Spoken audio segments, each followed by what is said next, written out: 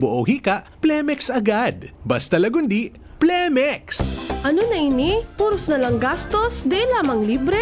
Dai na magpara problema. Igwabagang libre ngunya na Sabado sa DCGB. Talaga? Ano man yan? Magdangog ka sa Radyo Klinika. Libre ang konsultasyon, libre ang hapot asin simbag kan mga bisita na eksperto sa salud asin karahayan kan sa tuyang lawas. Iba-ibang impormasyon sa imong madadangog kada Sabado para sa karahayan kan sa tuyang salud asin isip. Pag-analisar kan mga pangyayari sa buhay nin tao. Ayos yan ah. Sige daw, dangogon ta na si Henry M. asinan sa iyang bisita sa Radyo Klinika.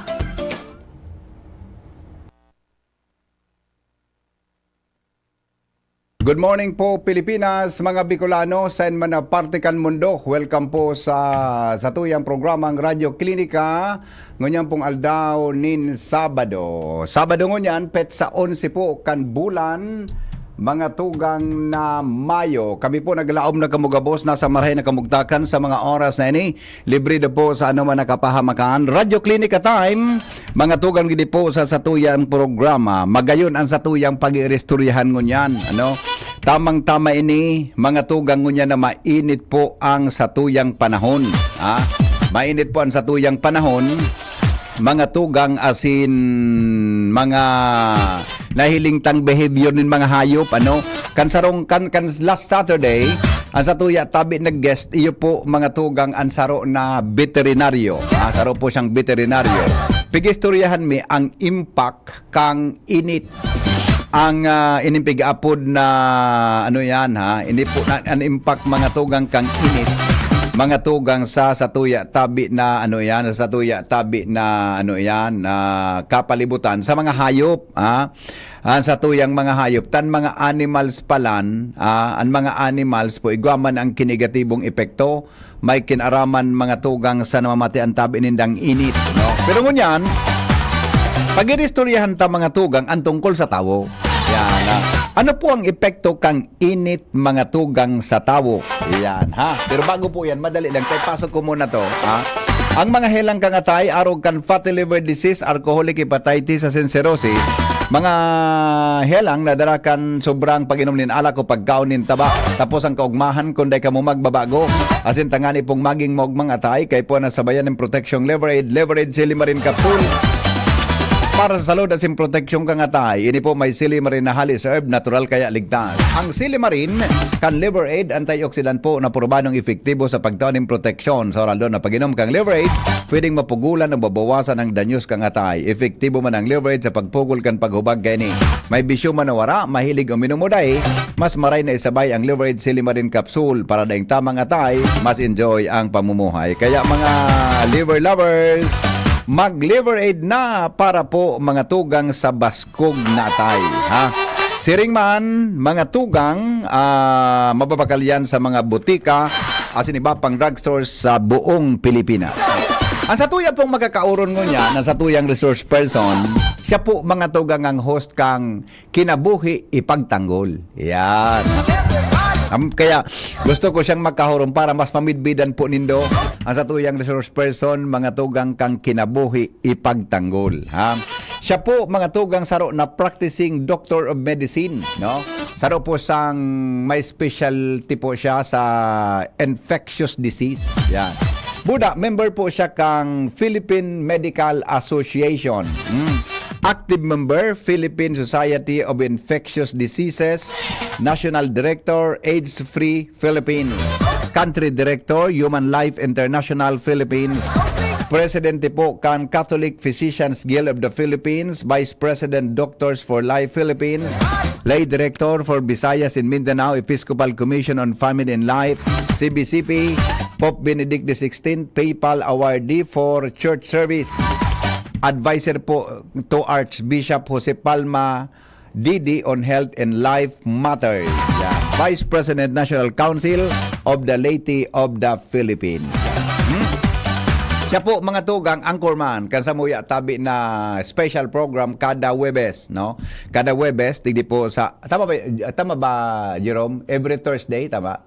Si Doktor every Thursday mga tugang sa programang Kinabuhi Ipagtanggol. Yan. Kaya po ano man ang mga tugang an epekto kan ano man ang gadang epekto kan init sa satuyang mentalidad, sa satuyang mental health. Ta sabi, pag grabe ng init, baka ang tao posibleng mabuha. Yan ang pag-urulan tangon yan. Para po sa gustong magpaabot ng reaksyon, mag-text po sa 0928-777-5548 o sa 0966-203-0034. On the line via Zoom, mga tugang Dr. Rene Bulyeser. Kinabuhi, Ipagtanggol. Maayong buntag, Dr. Rene. Yes, maayong buntag, Sir Henry M. O lalo na sa tayong mga listeners all over Bicol area, outside Bicol, lalo na in Visayas, Mindanao area. Good morning to each one of us. Good morning. Dok, mukhang bilib ako sa mga shirt mo ngayon. Mga pangtag-init talagang attire mo ngayon. Yeah, that's one of the requirement this day. Dapat very light yung mga dinadamit mo. Yes, very good. Okay, Dok, unang-una po, unahin natin to.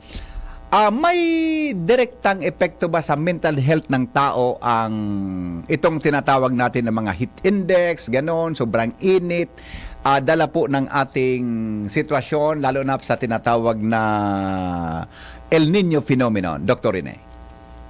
Yeah, to answer that question, Sir Henry M, indirectly, Opo. pag you can observe pag panahon ng tig-ulan, no? Medyo cool ang temperatura ng natin. Medyo bumaba yung kaso ng mga krimen. Aha. Whether during the day, during the afternoon, or during the night. Opo. Dahil kalmado yung utak ng tao. Okay. Okay, that's one thing. Oo. Except yung sa gabi, may mga akyat bahay, tayo ng mga akyat bahay, tulog ang mga tao ngayon. No? Pero during the day, lalo na from 7 o'clock to 5 o'clock in the afternoon, even if we'll do some research, talagang mababa ang kaso ng krimen. Why?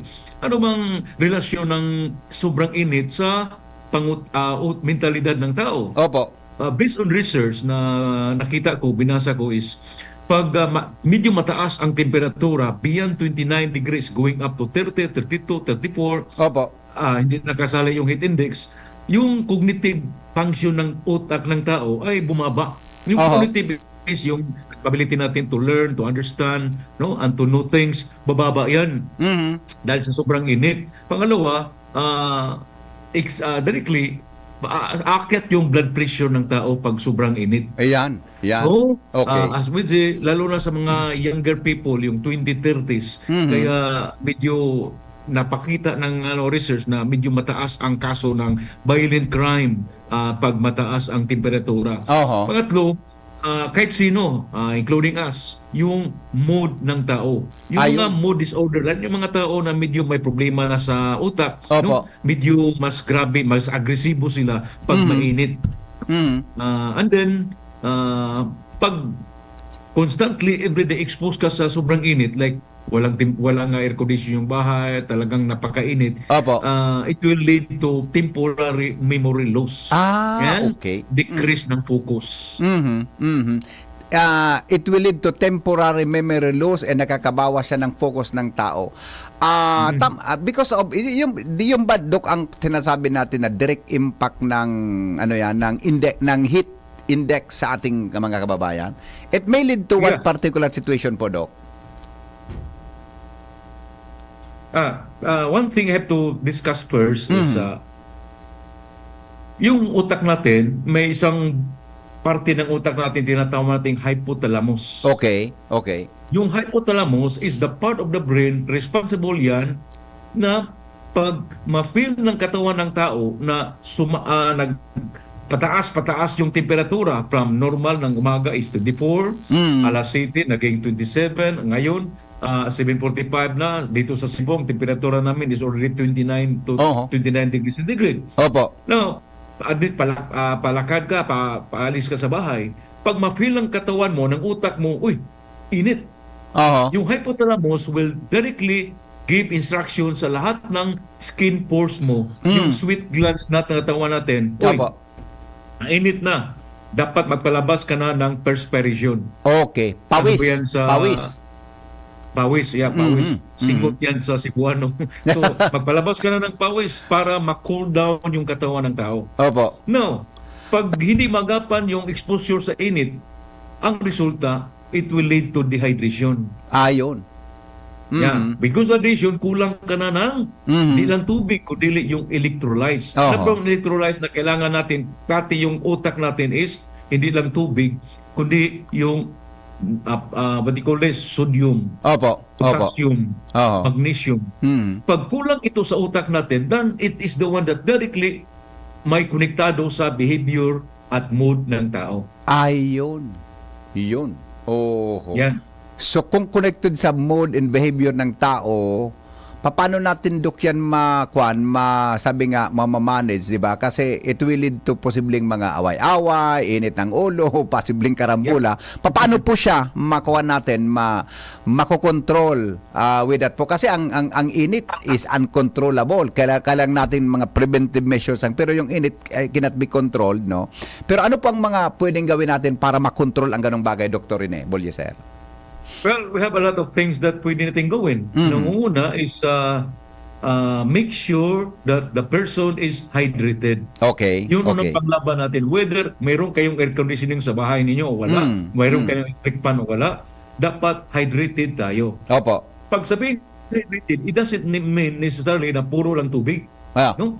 Yeah. Merong mga prutas like watermelon and every mga prutas na water producing, that's the number one panglaban natin. Oho. So, Opo. mga nanay nakikinig ngayon, make sure na during your breakfast, during your lunch, during gabi, meron kayong prutas na mga water producing or mga juicy fruits. Opo.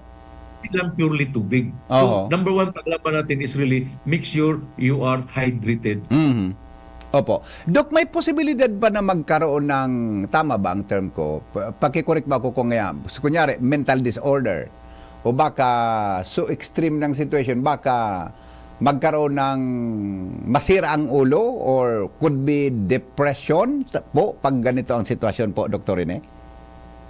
Yeah, indirectly it will lead to, although temporarily, no, in a matter of hours. But Opo. pag mapasok mo yan sa isang lugar na kalma, hindi masyadong init, nasa pa-aircon na paligid, it will calm down also.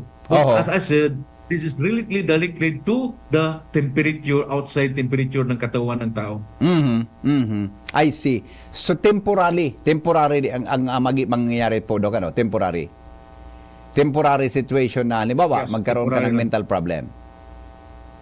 Mhm. Is that correct? Okay. So Yes, temporary lang. temporary. Okay. So, halimbawa, paano siya makaka-aggravate po sa halimbawa, ang isang tao mayroon ng existing depression, anxiety, o may problema na, paano po siya makaka-aggravate sa situation po, Dr. Rene? Alam natin, yung mga taong may problema sa utak, dapat balance, everything in the brain is balanced. Opo. Kailangan yan, lalo na yung tinatawag natin mga electrolytes. Oho. At the same time, yung mga regular pag-take ng mga medicines nila, it should be on time, regularly, continuously. Now, because the brain is the one involved, anything that will, how do you call that in Tagalog, everything na hindi makakabalance sa loob ng utak ng tao, anything that will imbalance, it will the one that magiging triggering factor. Kaya dapat, as we said, pag alam ng membro ng pamilya na itong isang membro ng pamilya ay may problema na ganito, dapat just to make sure hindi ito exposed ng sobrang init. Oho. Take medicines regularly and make sure that that patient is really hydrated. Opo. Naitanong ko po yan, Dr. Rene, kasi may mga nababasa ng article na pag maulan, hindi nakakalabas ang tao, nagkakaroon ng depression yung iba. So pag mainit, ganoon din pala ang posibleng situation, Dr. Rene. We are really directly, puro tayo mga human beings so we really interact with our environment. Opo, okay. Aside from that mental concerns, ano po ang mga sakit na posibleng tumama sa tao ngayon pong usong-uso ang salitang heat index, Dr. Rene? last few days ago, bago lang natapos yung Central Visayas, what do you call this? Central Visayas Regional Athletic Association meet. Opo. And ang nakakatawa is yung mga what do you call this? Yung mga 100-meter dash, 500-meter dash, 5,000-meter dash, hindi na ginawa during the day. Ginawa nila during the night. Gabi. Gabi na. Para may iwasan yung mga heat stroke. Oho. The first time you heard that. Yung mga tawag dito, yung mga swimming competition, hindi na ginawa during the day, during the night na early afternoon, late afternoon. However, ang problema, there were hundreds of athletes na nagkasira ang tiyan because of food poisoning. Okay. So this is really very, very dangerous, lalo na pag mass production yung pagkain. Nilagay pa sa styrofoam. So immediately I was interviewed by two different radio stations here in Cebu. So ano nangyari? Bakit nagkaroon ng food poisoning ang hundreds and hundreds of athletes? Sabi ko, it's not only the food being prepared, but yung food handlers. Pangatlo, yung saan nilagay yung pagkain. Pag sobrang init pa, nilagay ng styrofoam, napaka-tindi yan, napaka-dangerous na mas madaling masira yung pagkain. It's really very dangerous. Opo. Mag-react yung styrofoam. So, we will be careful with that. So, yun naagapan nila, at least man lang, although many were brought to the hospitals because of poisoning. Yan ang isang number one na problema. Pangalawa is, whether you like it or not, tumaas ngayon ang kaso ng mga pasyente na nasa hospital ngayon, nasa ICU ngayon, because of heart problem. I see. Doc, may text dito, sabi niya, pakitanong po kay Dr. Rene, nice to hear him in your program po. Ako from Leyte, nakikinig ako sa programa niya pagkahapon dyan sa inyo. Pakitanong po kung totoo ng sobrang init, pwedeng magkausa. Sorry po sa mga nagkumakain ngayon, pwedeng maging kausa po ng LBM, Dr. Rene? Sure, indirectly. Number one is, as I said, this extreme heat ngayon, mas aktibo ang mga bakterya. Mas aktibo ang mga viruses. Ang number one kalaban natin yung food poisoning is matindi yung bakterya, mas madali silang mag-multiply pag sobrang init.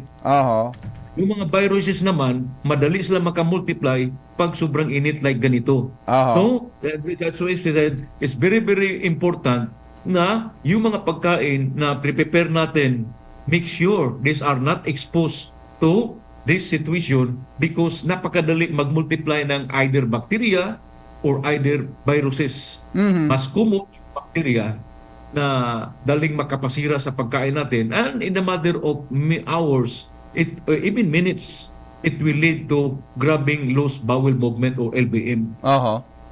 I see. So, pwede dumating sa parang extreme situation po? Na Yes. ma-dehydrate ka, tama?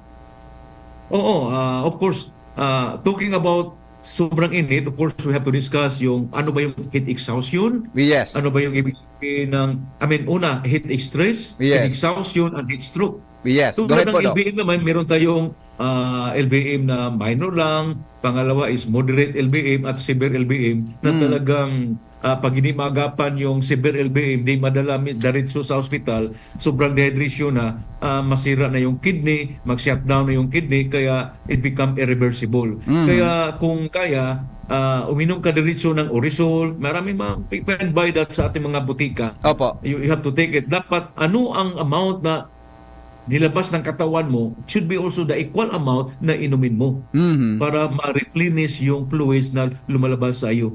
Okay? Pag hindi na makaya, 3 times, 4 times ka na nag-loose bowel movement, hindi ka na magkatayo, that patient should be brought immediately to the hospital para mabigyan ng dextrose. Yes. Opo. Doc, isa-isa natin yung sinabi mo kanina, heat exhaustion, heat stress, and heat stroke. Paano po? Ano po ang pagkakaiba ng tatlong yan po? And how do we determine po kaming mga nakapag-aral sa medisina kung yun po ang aming naramdaman?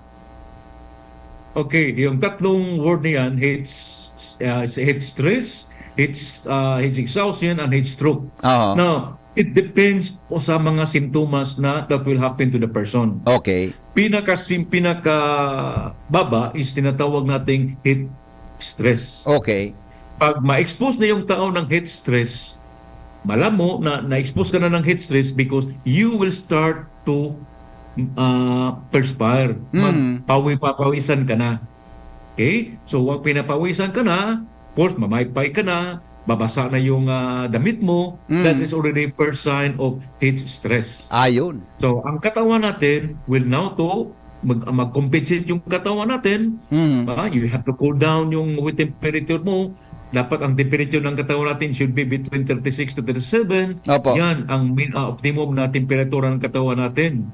Kaya expose ka na ng sobrang init sa kapaligiran mo, surrounding mo, the body has to exert more perspiration. Mas marami ka ng pawis. So, that's one. Opo. Pakatawa is yung tinatawag natin na heat exhaustion. Oho. Pag heat exhaustion ka na, medyo mahina ng katawan mo. You become dizzy na. Okay. So, pag naglakad ka, uy, magmuna tayo, mahanap tayo ng tindahan, maghanap tayo ng sari-sari store, doon muna tayo magpaano. Kasi medyo sobrang pawis ko, medyo nahihilo ako. I'm becoming tired, mahina na ako. And there's even possibility that yung tao will faint, no? Or mag-collapse. Dahil, for the very reason, pag heat exhaustion ka na, medyo sumubra na yung fluids mo na nakalabas through perspiration. So, ang solution diyan is of course, may covering ka, nandun ka sa isang puno ng kahoy o sa isang tindahan, and hindi ka na-expose sa init ng tubig, ay init pagkatapos inom ka na ng tubig. So this is already heat exhaustion. Opo. Now, pag heat stroke na, which is severe, pang pinaka-dangerous na yan, this is already stage 3, ang resulta, sobrang init na ng katawan mo. Dahil wala ka ng tubig na pangpawis ng katawan to cool down your body. And the body is not only in it, very dry. Tapos, napaka-duble na yung heart rate mo. Normal natin is 75, 80. It has ganda up already to 120. Ang heart rate mo, 130. Yung blood pressure mo, napakataas na. And then, pag you talk to the person, medyo na-altered na yung mental state niya. Kumusta ka na? Hindi na magsagot yan. Hindi na gumagalaw. Hindi makasagot. Hindi gumagalaw. Or it might even the person will have convulsion. And worse, the person will have loss of consciousness. Yan ang mga simptomas na nasa heat stroke na yan. Marami akong nababasa, Dok, na namamatay. Ano pong mga aggravating circumstances na pwede siyang mamatay, o yung bang may mga comorbidities, or yung mga tao mismo na wala namang sakit, dinawa ng heat stroke, namatay? Dr. Rene. Yeah, the reason for that, Sir Henry M, is number one, as I told you, pag sobrang init, the hypothalamus will tell our body, palabas ka na ng tubig, pag-perspire ka na to cool down. Now, in the process of cooling down the body, pag tuloy-tuloy yan for minutes and hours, ang gawin ng katawan natin is mag-dilate yung blood vessels natin. No? So, instead, ganito lang kalaki, dudubli yan. That's dilation. So, pag mag-dilate yung blood vessels natin, ang resulta, bababa yung blood pressure. Pag bababa yung blood pressure, yung puso natin, the heart will start to move and pump faster to compensate. Okay? Now, pag wala, the heart is doing its job, pero wala pa rin tubig na pumasok sa katawan mo. Uwing na ka from heat stress, naging punta ka na ng heat exhaustion, until to the point of heat stroke ka na, ang resulta, nag-shut down yung kidney mo. Na sira yung function ng heart mo. Kaya, lalo na as you said, pag may comorbidities, it will lead to heart attack. Yun. So may kakapareho, Dok, ang heat stroke sa heart attack? Tama? Pareho? Iba. Ano pong pagkakaiba ng dalawa? I think everybody should know and differentiate between tinatawag nating cardiac arrest at saka heart attack. Yeah. Sabihin, anong kinamatay ni ano? Ay, cardiac arrest daw. Oo. Anong kinamatay ni ano? Heart attack Heart daw. attack, oo. Okay. So, dapat you have to differentiate this two. Yung heart attack Oo. is hindi masyadong matindi yan compared to cardiac arrest. Ayun, yun. Oo. Okay, yung cardiac arrest, sabihin natin mga 90% patayan pasyente. Oo, ano? Pero yung heart attack, abot ng 90% buhay pa yan. Oo. Now, ano mangyari sa cardiac arrest? Opo. Yung cardiac arrest, ang nangyari diyan is, yung puso natin, meron tayong electrical activity sa puso natin na it will move, pump blood in and out in a very synchronized manner.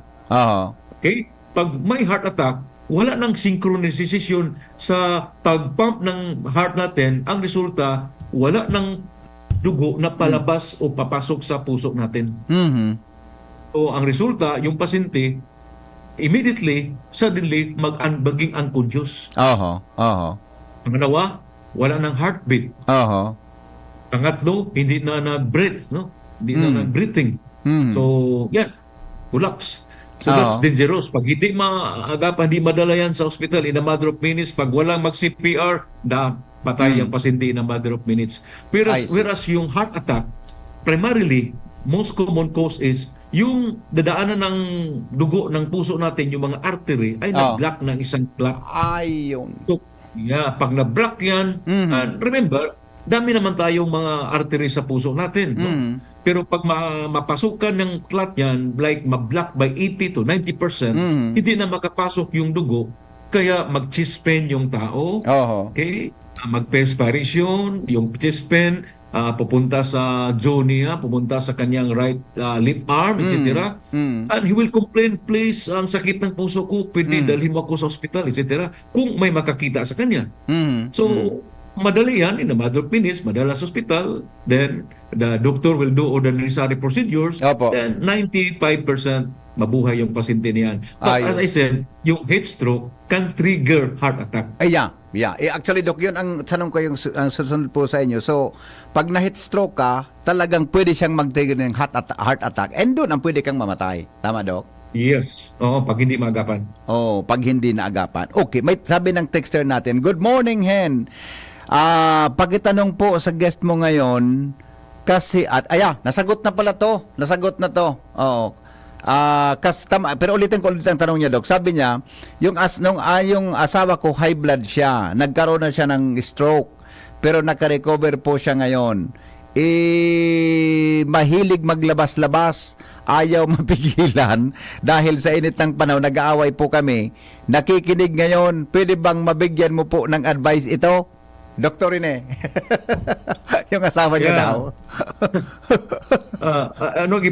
One thing we have to be clear, as I said sa mga Cebuano, mga Bisaya, iba yung pagsabihin mo asawa, babae. Aha. Yung sa inyo, sa Bisaya, pag asawa, babae yan. Babae. Pag lalaki, yung husband is bana. Bana, I see. Sige. Sandali lang. Klaro ko yung kung niya. Hindi niya po nasabi.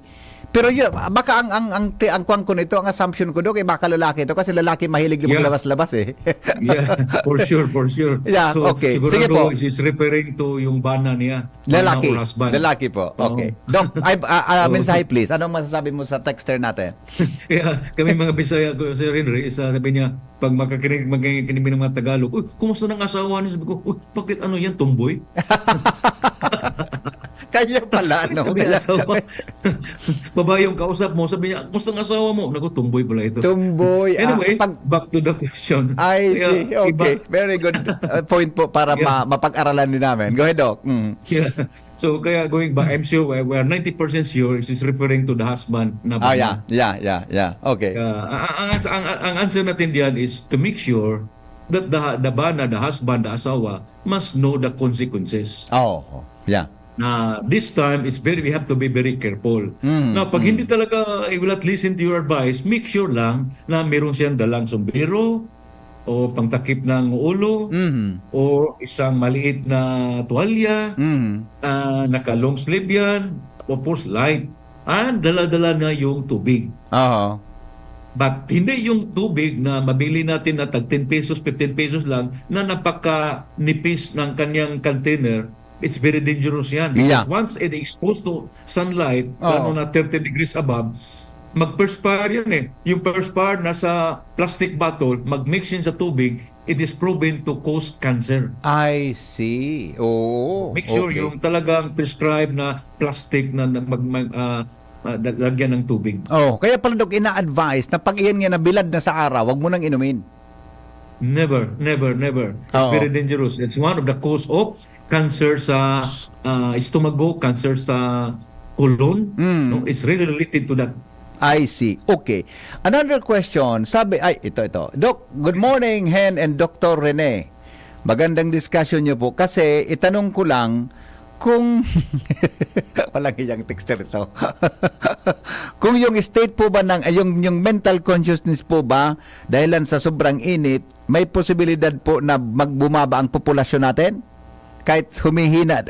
May nabasa pa ko na humihina daw po ang sex urges ng tao pag mainit ang panahon. Dr. Rene, reaction please. Pag very cool ang temperatura, that's very conducive. Lalo na the way to answer that also. Ang tanong, bakit ba yung mga kapatid natin nasa bahay-bahay, nasa gilid ng dalampasigan, no? Yung malapit sa seashores, lalo na yung mga mangisda natin. Bakit ba marami silang anak? Compared sa nasa mga center ng town or city. Okay. Simply because during the gabi, mas malamig yan.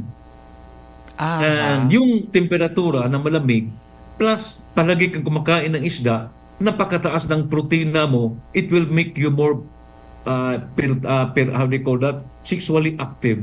Kaya that's one of the reason why yung mga kapatid natin nasa seashores, no? Malapit sa seashore nakatira, lalo yung mga fishermen, they have more children compared to those non-living in the malapit sa dagat. I see. Okay. Now, ito. Good morning po, Doc Henry and Dr. Rene. Napakinggan ko po okay. Sabi niya, napakinggan ko po yung sinabi regarding mental effect, heat effect sa mental health ng tao.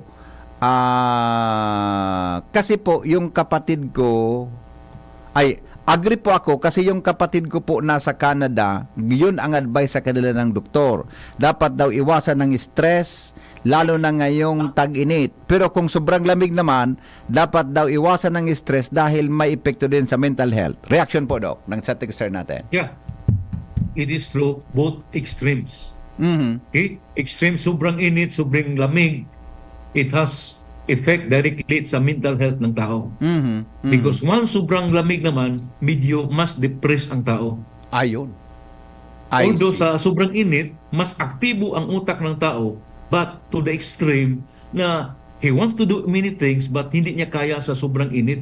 Ito naman sa sobrang lamig, gusto niyang lumabas, gusto niyang magtrabaho, gusto niyang many things to have come up in sa kanyang utak, but hindi niya pwedeng pagawin. Lalo na, you are not allowed to go out because napakakapal ng snow, 12 inches, 20 inches, hindi ka maka-drive sa car mo. So, medyo, what do you call this, emotionally, psychologically, denied yung mga dapat gawin mo. So, masuppress yung dapat gawin mo. That will lead to depression. Ayun. Okay. Dok, ito bang panahon ngayon, sa amin ngayon, sa Legazpi Albay, nasa 42 ang forecast site index ngayon dito.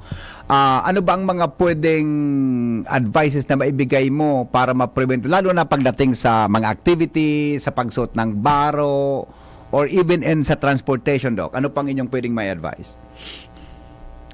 Okay, number one, you have to get out only of your house if necessary. Okay. Kung dapat kailangan lang. Pero okay lang kung ang punta mo ay mall. Kasi you'll be staying there the whole day. Once mag-open ang mall alas 10, nandun ka na. Uwi ka alas 3 na ng hapon. Okay lang. Like in Cebu, open lahat ng cinema. Pwede ka manood ng sine. Okay? Pangalawa, as I said, make sure meron kang dalang tubig. Tubig. And pag wala kang dalang tubig, pag makapasbay ka ng isang butika, drugstore, pharmacy, or big store, pwede ka bibili ng sports drink. Sports drinks, yan. Yeah, pwede Okay. yan. And then, medyo may kaya ka sa bulsa, make sure magbili ka ng yung sa skin natin na SPF 30 or SPF 40. Sun Protection Factor. Ayun. Okay. Yan, Okay. kailangan yan Opo. para hindi ka magka-heartburn. No? Tapos, magka-sunburn. Tapos, make sure also that pag siguruhan mo, pag meron kang comorbidities like sakit ng puso, make sure you have all the necessary precautions. You limit your paglabas sa bahay. Pagkatapos, make sure na paglabas ka, in just a matter of minute, darating ka na sa puntahan mo, and then you'll be in a very protected area. May air condition, shaded area. Opo. Okay? Then, one most important thing is, one way to detect and to determine na talagang dehydrated ka na is yung kulor ng ihi natin. Okay. Okay. Pag yung ihi natin is sobrang yellow, it means to say you are dehydrated. Okay. Okay. Kunti lang ihi mo, dehydrated. It means to say, it's your body's response and this indicator na you have to take in more water at that point of time. And pang-anim is make sure na paglabas mo, you have only to wear light clothing and breathable fabrics. Opo. Okay? And pang-pito, dapat kailangan yun dahil na, according sa Department of Health, palabas na ngayon ang virus that will cause, what do you call that? Yung sore eyes. Oo. Tagumata sa Diba amin. yan sa- Ang tawag sa Bicol, Yeah. tagumata. Yeah, sa amin, we call it piskat. Ano po? Piskat. Pisak. Okay. Yeah, tawad, the whole Visayas, we call it piskat. The whole Mindanao, we call it piskat. Piskat, Anyway, okay. make sure you have sage with you. Dala-dala mo yung sage. And then, very important, make sure yung outdoor activities mo, hindi mo gawin pagpasok ng oras ng alas 10 hanggang alas 4. Yan. Oho. Yan ang oras na pinaka-dangerous yung tradisyon ng araw, 10 o'clock hanggang alas 4 ng hapon. Opo. Okay. Doc, may tanong dito. Ano po ang heat cramps? Okay, heat cramps, of course, very common yan whether you are playing basketball or you are an athletic person. Oho. Okay, halos walang nagka-heat cramps sa regional athletic meet dito sa Central Visayas because dahil ginawa nila yung mga 500 meter dash, 1,000 meter dash sa gabi. Oho. Wala na sa araw. Okay. The reason bakit magka-heat cramps ka is simply because pag sobra ang strenuous activity na ginagawa mo like basketball, no? Dahil you are only 21 years old, so pwede mo, you can play the game, no? Tuloy-tuloy yan. Ang resulta, kahit bata ka pa, ang resulta, maubusan ka ng potassium Ayon. lang sodium. So itong tatlo, including magnesium, pag maubusan ka na, very low level na ng potassium mo, ang resulta, yung muscle natin, na inatawag na actin at myosin, nag-interact yung dalawa eh. Opo. Pag maubusan ka na ng yung electrolytes na yan, lalo na potassium, hindi na sila makagalaw, ang resulta, maprusin. Okay? Dahil kulang sila ng electrolyte, ang resulta, yun ang tinatawag nating cramps, muscle cramp. Opo. I see. Okay. Ito, another question from our listener. Good morning po, Doc Henry. Ask ko, ang mukhang, dapat may kama to, hindi Doc Henry. Sabi na, good morning po, Doc at Henry. Yan. Ask ko lang po, dahil sa init ngayon, minsan nakaramdam ako ng parang cramp sa puso. Tingin niyo po, may problema po heart ko. May hypertension po ako at parang humihigpit din ang liig ko. Salamat po. Reaction please, Dr. Rene. Yeah, number one, Sir Henry, I'm not a cardiologist. Iba ang specialization ko. But things like that, lalo na iba ang panahon na yun. As you said, sabi niya, confirm na siya ay hypertensive. Opo. Ang unang tanong ko, because hindi, yung mga pasyente ko naman, hindi naman puro infectious ang problema. Oho. Affected with all other diseases. Like yesterday, karamihan ng mga pasyente ko, mga hypertensive plus diabetic pa. Opo. So my question is, are you really taking your medications regularly? Biyan.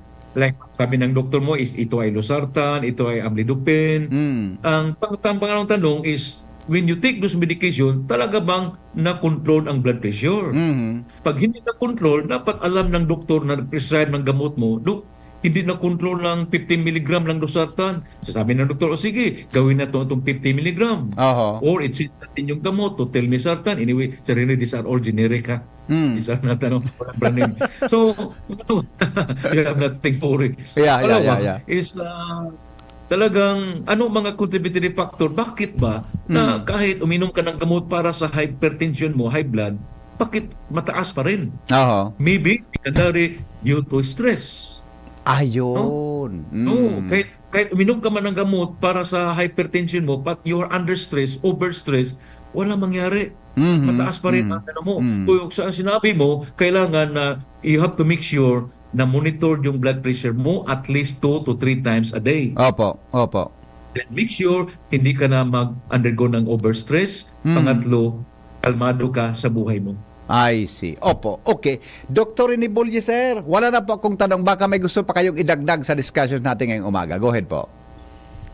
Well, yun lang na let us be very, very extra careful. Although science already, nakita na natin based sa mga report ng Weather Bureau na mga 2 to 3 weeks na lang itong sobrang init natin.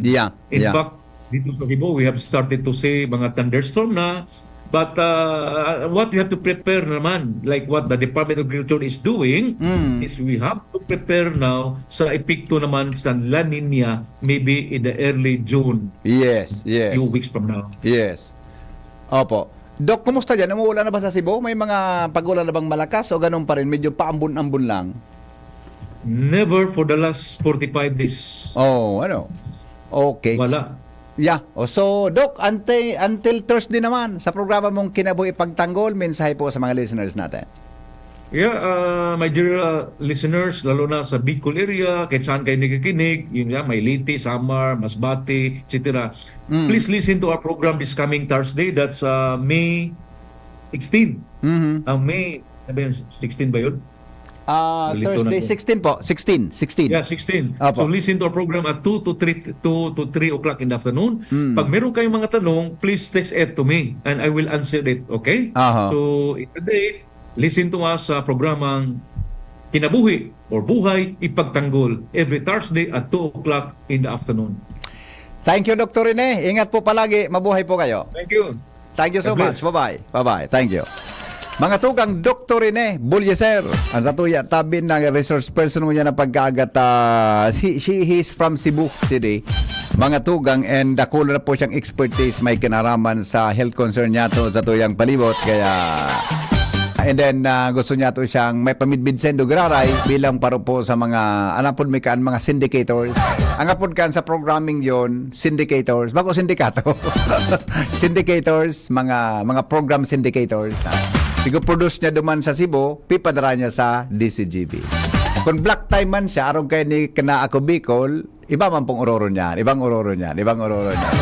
Kumpara dyan po sa syndicators na, program syndicators na producer sa luwas, pipadara po sa mga TV or radio station. Yan ang yan, mga broadcast terms, mga tugang pag-abot sa programming na nagkabarasan niya to sa mga libro. Yan. Alright, salamat. Ako Bicol, susunod na. Kaya pa po mga tugang si Pading Alar Mario asin po sa iyang mga pag-iriba sa karantahan ngunya na pag-aaga. And of course, kasabay dyan sinda Congressman Saldico, Congressman Jill Bungalon. Kaya kaoro niya kung bako man si Executive Director Pido Garbin. Salamat. Kanserong pagantabay. Goodbye. Alas 3 po. Alas 2 sa kumasunan, no? Alas 2. Alas 2 tayo sa programang Kaya. Babalik mamaya sa DCGB. Goodbye. Mabuhay. Yan, salamat. Nakulo na kong naukudan kunyan sa programang Radyo Klinika. Kaya abangan mo sa liwat sa masunod na Sabado ang Radyo Klinika sa DCGB. Ang mga baretang ini